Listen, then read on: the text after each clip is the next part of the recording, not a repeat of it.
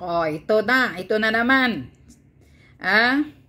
Kasi yung mga dilawan na hindi makamove on, panay ang pananakot kay PRRD about sa ICC. So, ito ang message ni PRRD. The ICC doesn't scare me a bit. I did it for my country and for the young people dyan sa droga. No excuses, no apologies. If I go to hell, so be it. Yan,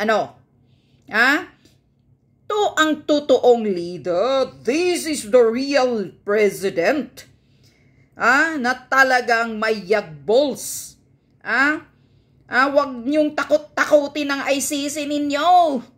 Kung gusto niyong sampahan ng kaso si PRRD, isa lang ang sagot ni PRRD sa inyo. So be it. If I rot in jail, so be it. Paulit-ulit niya yung sinasabi na ituloy niyo na. Gusto niya pa nga na bukas may kaso na siya. Puro lang kasi kayo salita. Puro lang kayo pananakot.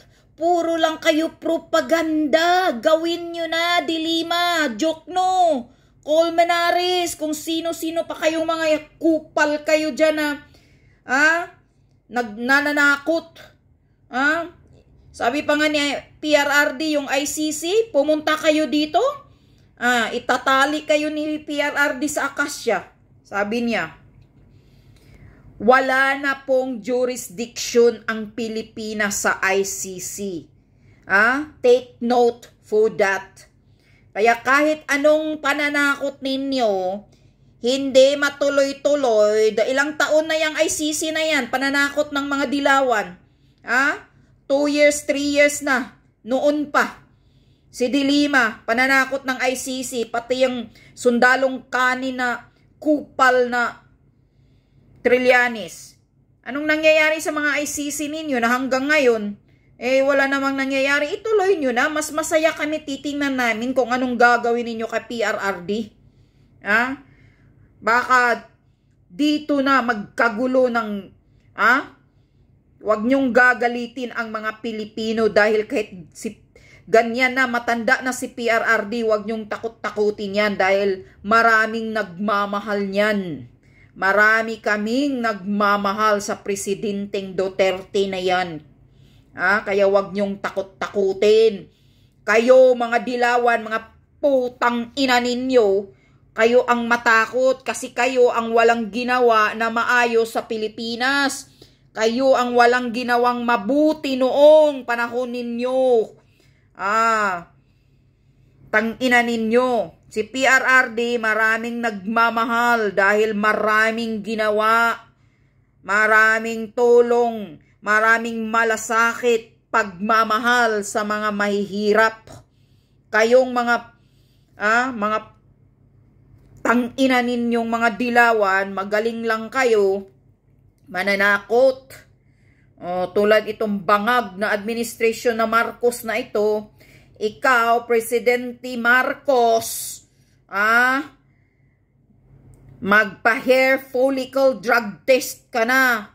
Tangina mo, authenticated ka, pulboronic yung utak mo. Kaya sunod-sunod na tong karma, sinusumpa ka na ng bagyo.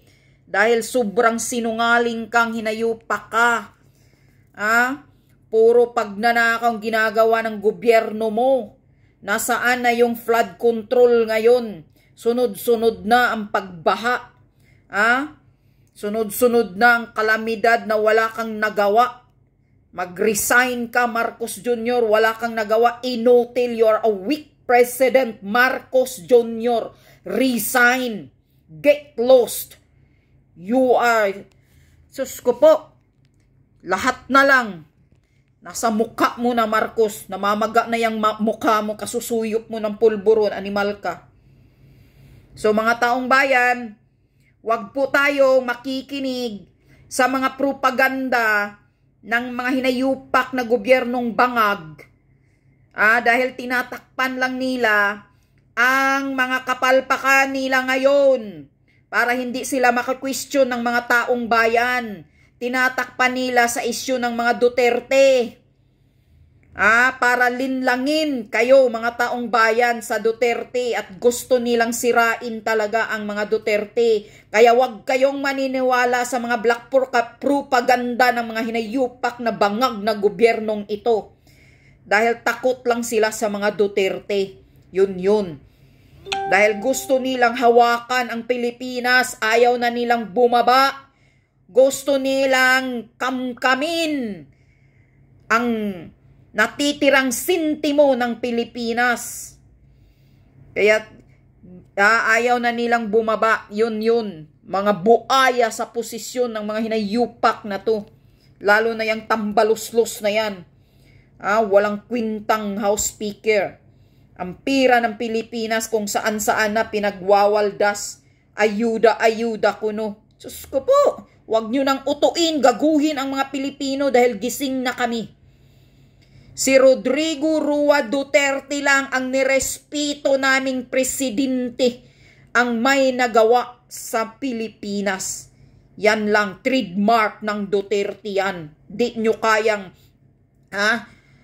kayang malampasan ang ginagawa ng Duterte. Maraming salamat Rodrigo Rua Duterte sa lahat ng ginawa mong kabutihan para sa kapakanan ng mga ordinaryong mamamayang Pilipino. Salamat po. We love you, PRRD.